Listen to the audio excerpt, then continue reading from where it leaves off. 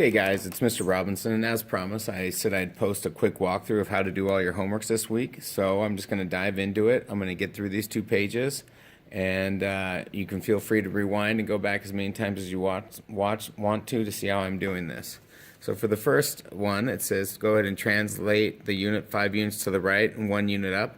So as always, I'm just going to go point to point. I'm just going to go 5 to the right, 1,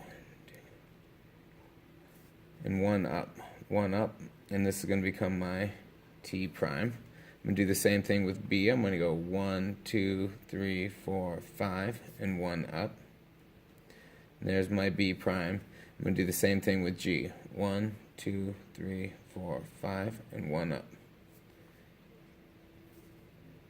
And I just redraw my new figure G prime, B prime, T prime.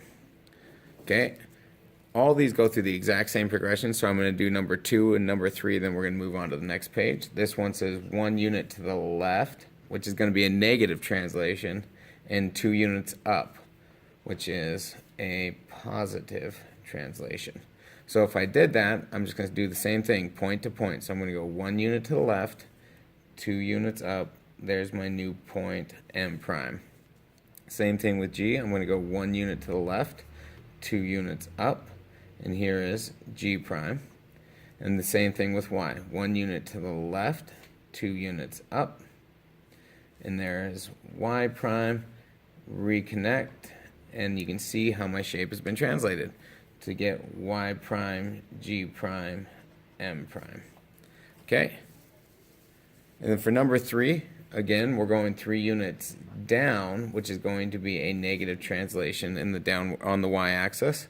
So if we go from point L, we just count down 1, 2, 3 units, find my new L prime. From point U, you go 1, 2, 3 units, there's my new U prime. And from Q, I'm going 1, 2, 3 units to get my new Q prime. There we go. You can work through the last 3 on that page on your own accord. Let's look at the second sheet, or the back page.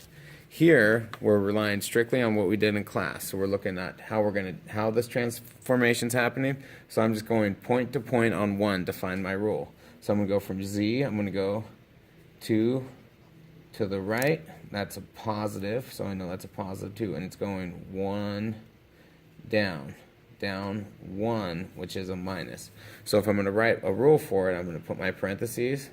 My X was in the positive direction 2, and my Y was in the negative direction 1. Okay? That's my rule. Okay?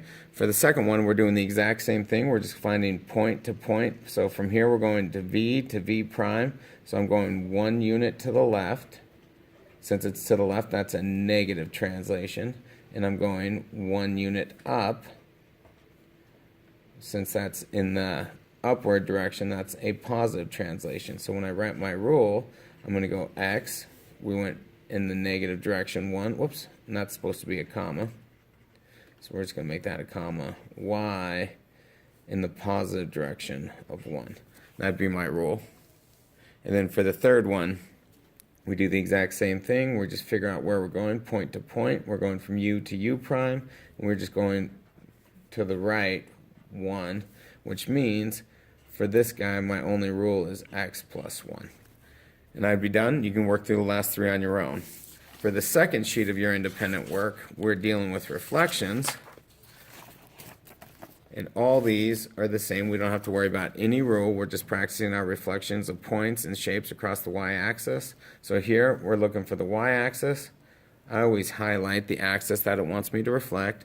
And that's my point of symmetry. So all I do is I count from my point to my point of symmetry. That's 2 to the right. So I have to go 2 more in the opposite direction of my line of symmetry to get point A prime. Okay, if I do reflection across the x-axis, I'm just going to highlight my x-axis because that's what it wants me to do. I'm taking point G, going to my point of symmetry is 2. So I go 2 off my point of symmetry, and there is my reflected point G. Okay? And of course, for this last one, all we're doing is reflecting across the y-axis again. So we're going point to point on here, and here's where it gets a little tricky. So from Q, we're going to count over 2 to my line of symmetry, then follow it 2 more over to get Q prime. Okay? From J, it's 1, 2, 3, 4 to get to my point of symmetry, so I got to count 1, 2, 3, 4 to get my J prime. And C is 1, 2, 3 to my point of symmetry, so it's 3 more off it to get to my C prime. And now I have my new reflected shape. Okay, you should be able to work through the rest of those on your own. There's nothing really too tricky thrown out there. Just make sure that you highlight your axis every time, and you go to your line of symmetry, and everything should turn out fine. I hope you enjoyed this video, and good luck in your independent work done this week. Thank you again.